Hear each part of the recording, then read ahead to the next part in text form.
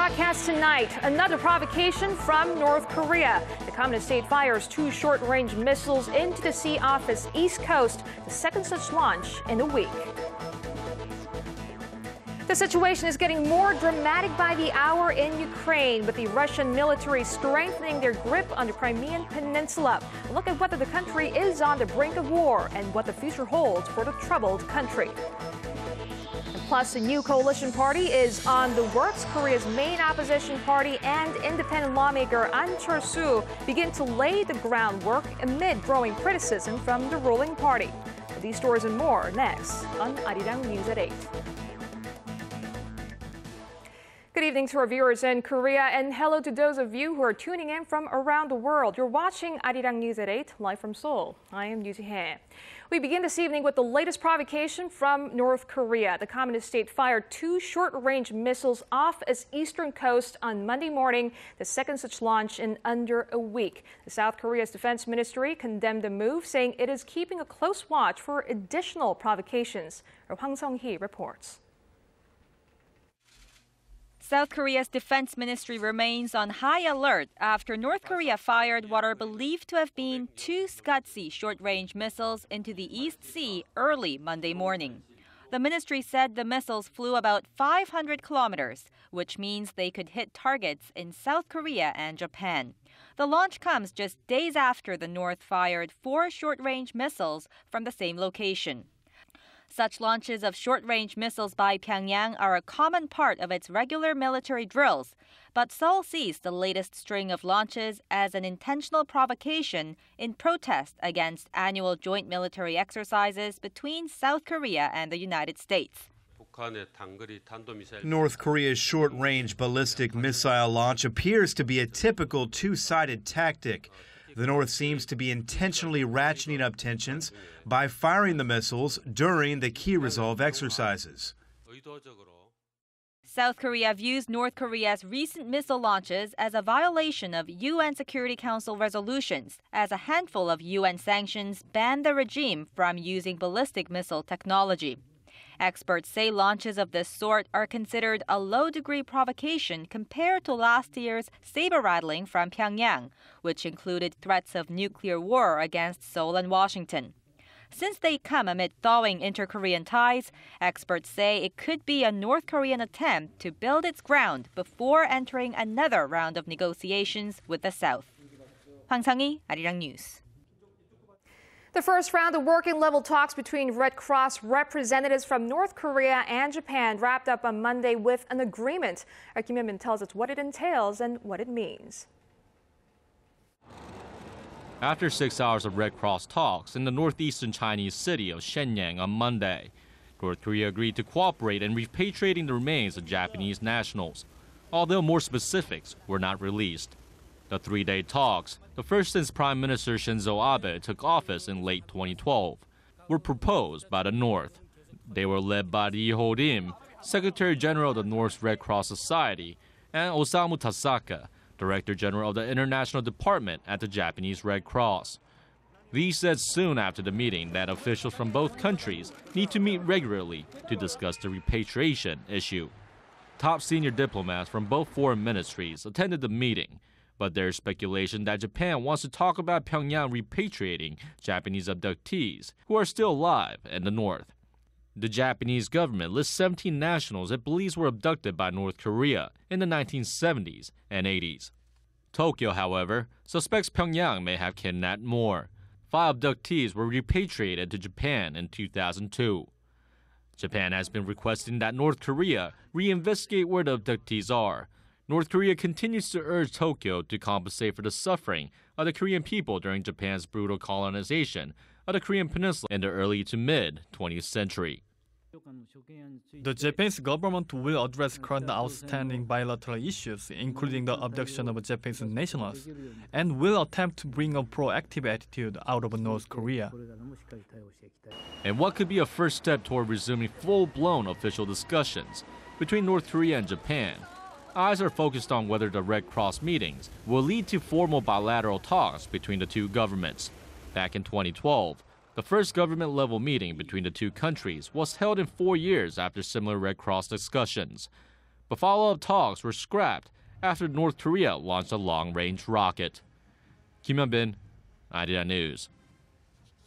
A Christian missionary from Australia who had been detained in North Korea for around 2 weeks is a free man today. The North's official Korean Central News Agency says the regime released 75-year-old John Short in consideration of his age and because they say he apologized for violating North Korean laws. Short left for a trip to North Korea last month and was arrested after officials found Christian pamphlets in the Korean language in his luggage. The Australian arrived at Beijing Airport Monday morning and was picked up by the Australian embassy without making any public comments. Back here in the South, President Park Geunhye says her vision of a unified Korea will go beyond overcoming division and will aim to create a new future for the peninsula, Northeast Asia, and the world. The Korean leader was speaking at the Asian Leadership Conference in Seoul Monday, where she also added that there would be no fear of war or nuclear threats in a unified Korea, but freedom and peace for Koreans to enjoy. President Park then reaffirmed her recently announced commitment to set up a presidential preparatory committee for reunification. She also met with former U.S. President George W. Bush, who was in Seoul for Monday's conference, and thanked him for continuing his diplomatic activities to strengthen the Korea-U.S. alliance. A dramatic change in the political landscape seems inevitable as the leaders of Korea's two opposition parties announced plans over the weekend to launch a new coalition party that will be up and running ahead of local elections in June. Our Park Ji-won has this report. Following the surprise merger plan announced by the two leaders of main opposition blocs, Democratic Party leader Kim Han-gil and An Chol-soo of the New Political Vision Party will start touring the nation from Wednesday to prepare the groundwork for the new party. Both agreed to complete necessary procedures of forming the new party before the June local elections by jointly setting up a preparatory committee comprised of 5 members from each party. Both parties aim to push ahead for the creation of the new united party as soon as possible and to achieve a transfer of power in the presidential election in 2017. They said the new party will not nominate candidates for local council and ward elections in the upcoming June elections, such as municipal council elections and local district council elections. The major party's nomination for local council member elections has long been considered a source of corruption and bribes. We decided not to nominate candidates for local wards and local council member elections in the June elections. This decision has been made after pondering what choices would be necessary to achieve the transfer of government in 2017. The new party will focus on the livelihoods of the people and on establishing a fairer economic system, along with a focus on launching further investigations into the spy agencies meddling in the 2012 presidential election. However, political insiders say they expect some friction during the merger process. The announcement of the coalition came as a big surprise, especially considering An Chol-soo declared just a matter of weeks ago that he would launch his own new political party. An says he felt reassured about the merger plan when the DP decided to give up the controversial nomination system. The DP convened a general meeting of its assembly members on Monday to discuss future direction of the coalition. The ruling Missionary Party denounced the merger, calling it collusion that is purely aimed at short-term political gain at the June elections. Park Ji-won, ARIRANG News. For the latest news that impacts Korea and the world, join Yoo Ji-hye for a lively half hour that covers politics, business, international news, and much more. Live at 8. Every weeknight on ARIRANG TV.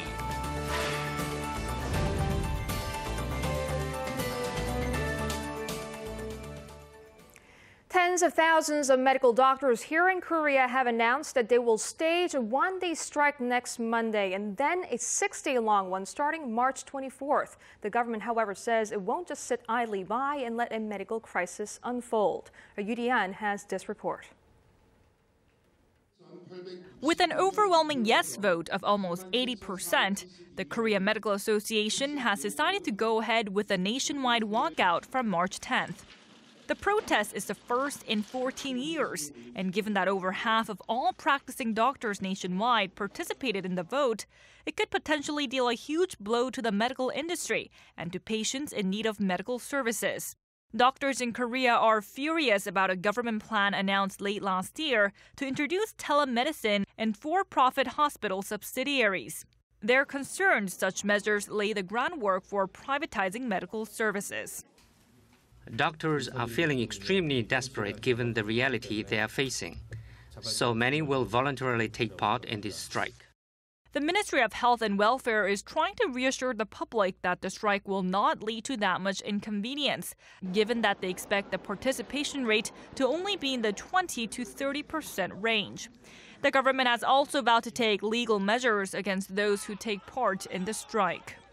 We'll first order the hospitals to resume operations. If it does not do so, it will be suspended from all business operations for 15 days.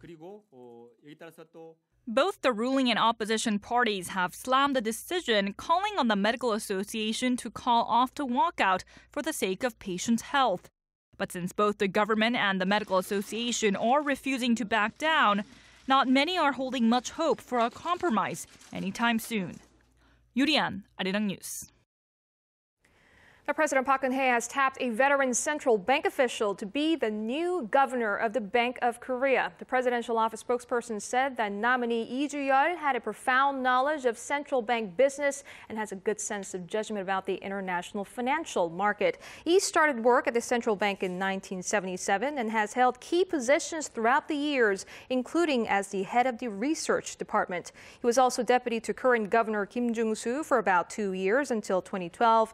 Lee is considered to be neutral when it comes to monetary policies. The National Assembly will hold a confirmation hearing for Lee within the next 20 days. And moving now to the trade front, Korea leapfrogged Japan to become the biggest player in the Chinese import market last year, taking the #1 spot for the first time. ARIRANG News' Na Young-kyung takes a look at what might be pushing up Korea's share in China. Korea became the #1 contributor to China's import market for the first time in 2013. This according to the Korea Institute for Industrial Economics and Trade, as well as the Korea International Trade Association. The agencies say Korea beating Japan for the position was possible due to China's growing demand for Korean electronics and manufacturing goods. Data shows Korea's share in China's import market jumped 0.07 percentage point to 9.2% in 2013 compared to 2012, while that of Japan shed more than 1 percentage point to 8.2%. The products China sought after the most from Korea were electronic integrated circuits. China imported more than $45 billion of ICs from Korea last year, a near 15% increase from the previous year. Analysts in Seoul, however, warn because China is attempting to boost its domestic demand, Korea should also come up with ways to accommodate Beijing's changing growth paradigm. Meanwhile, Korea's trade balance remained in the black for the 25th consecutive month in February, according to Trade Ministry data. However, February's trade surplus of $926 million was significantly lower than the same month last year, when it stood at nearly $1.9 billion. Officials attribute the fall to economic crises in emerging economies, coupled with slower than expected recoveries in developed economic powerhouses. Na Hyun-kyung, ARIRANG News. Some tech news. Samsung Electronics recently launched the world's first curved ultra-high definition TVs here in Korea. The Korean tech giant is betting big on this cutting-edge technology with the aim of reshaping the global TV industry, as our Kwon So-ah reports. Curved ultra-definition televisions, or curved UHD TVs, are this year's hot new trend in the consumer display industry. UHD TVs can support resolutions that are up to 4 times higher than traditional HD TVs. However, these premium features will come at a cost, with most models carrying a 20% premium. But Samsung Electronics says it's worth the added price, as the slight curve will give viewers unparalleled picture quality. We took LCD panels and realized we could bend them. With curved screens, we can implement an overwhelming immersive experience. TV manufacturers are hoping that UHD will become the new standard for the industry. And in order to ensure the trend doesn't lose momentum, Samsung says it has signed a number of deals with Hollywood firms such as Fox and Paramount to pump out UHD content. Meanwhile, hometown rival LG Electronics is teaming up with local cable providers to supply dedicated UHD programming. We're increasingly moving towards UHD TV, since it appears to be in the clear direction the market is moving in. In terms of content, it's much easier to make UHD content than it is for 3D TVs. Though these Korean tech giants currently have the lead in market share and technology, Chinese competitors are quickly closing the gap. But both companies are confident that unlike past consumer fads like 3D, this new era of UHD will make sure they stay ahead of the curve. Kwon So-ah, ARIRANG News.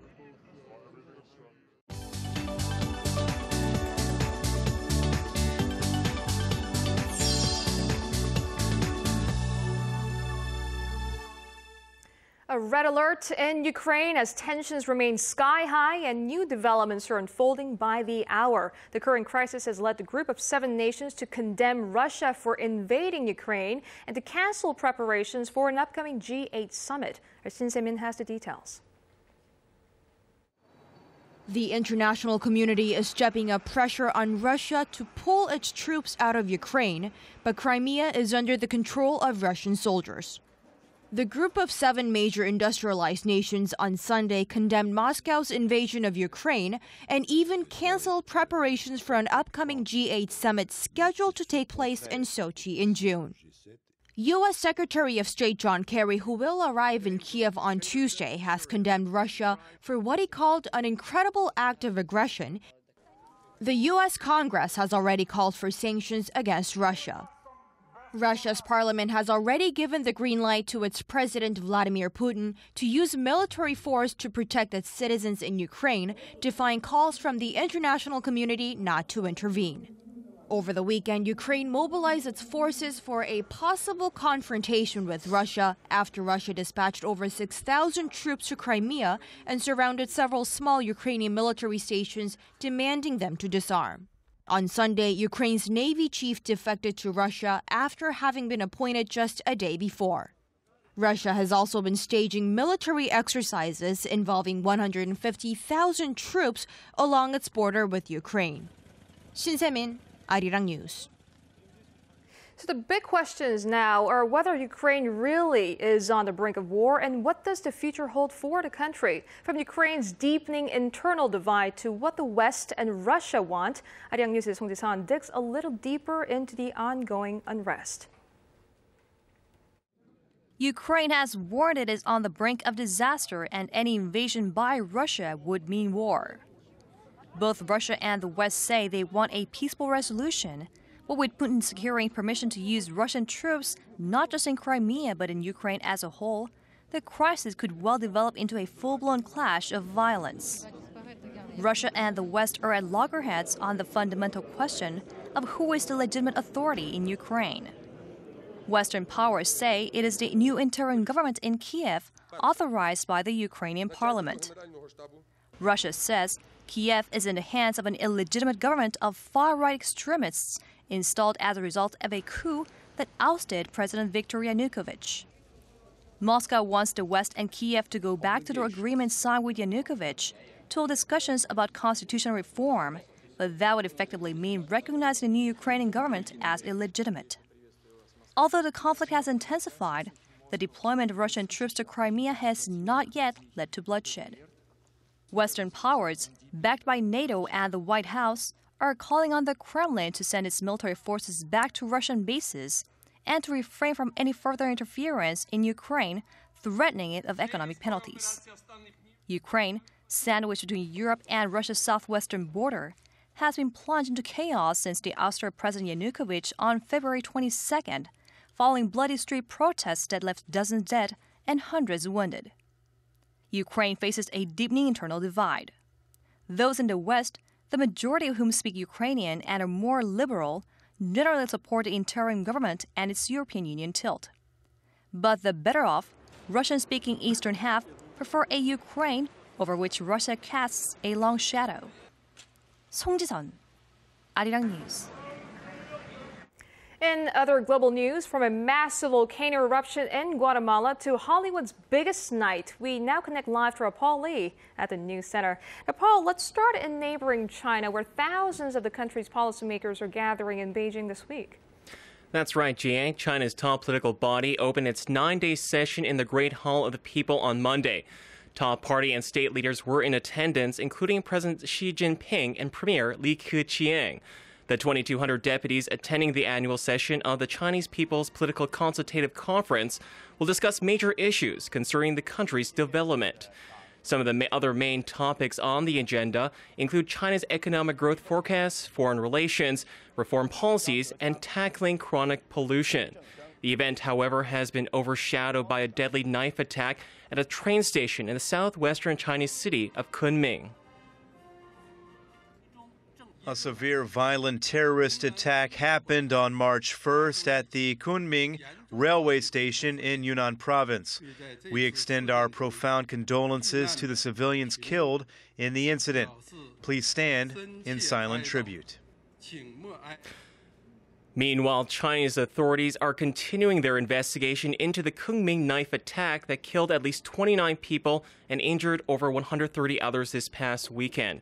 2 days after the attack, security remains tight around the train station in southwestern China. Xinhua news agency says police shot 4 of the attackers dead and captured 1, but about 5 others are still on the run. Beijing has blamed the attack on Uyghur Muslim separatists from the Xinjiang in China's far west. China's domestic security chief has vowed all-out efforts to bring those responsible to justice. Moving over to Central America, a large volcano has erupted in Guatemala, where authorities are on the verge of issuing emergency evacuations for some 3,000 people living in the area. The Pacaya volcano began spewing ash and lava on Saturday and followed up on Sunday with new explosions. The ash has reportedly reached a height of at least 3 kilometers. Flights have been diverted from the area, and Guatemalan authorities are continuing to monitor the situation. And the 86th Academy Awards has wrapped up in Hollywood with the historical drama 12 Years a Slave winning Best Picture. Meanwhile, the space drama Gravity stole the night with 7 Oscars. Mexican director Alfonso Cuarón got a nod for Best Director for Gravity. He's the first Latin American to win the Best Director award, for adding the 6 Oscars for technical achievement. Matthew McConaughey won Best Actor for his performance in Dallas Buyers Club. That's all for me for now, but I'll be back with more updates in just about 2 hours.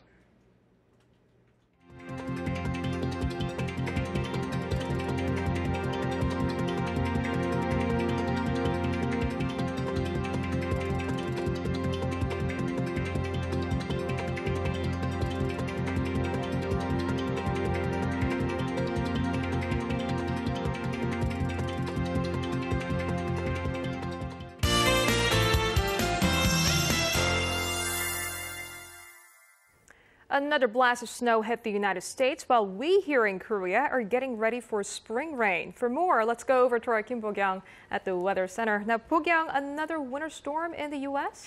That's right, Ji-hye. Another blast of storm hit the United States. So partially, the federal government has been shut down and thousands of flights were canceled. Plus, on Sunday local time, about 23 centimeters of snow piled up in the state of Indiana. Back here in the nation, we're currently seeing clear skies. However, spring rain is forecast in the southern regions tomorrow, which will begin in Jeju. And through tomorrow, Jeju will get 5 to 30 millimeters of precipitation, and other parts of the southern regions about 5 to 10 millimeters. Other than that, tomorrow's daytime highs will peak from between 10 to 13 degrees, so please continue to be aware of the big temperature gap between the day and night. Taking a look at tomorrow's readings, Seoul starts off the day at 0 degrees with a high of 11. Meanwhile, Gwangju and Busan reach 12.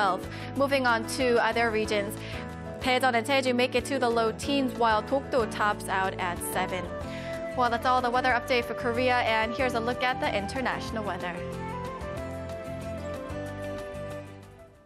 And that brings us to the end of our newscast. I'm Yoo Ji-hye in Seoul. I'll be back with more news updates on our primetime news at 10 p.m. Korea time. See you then.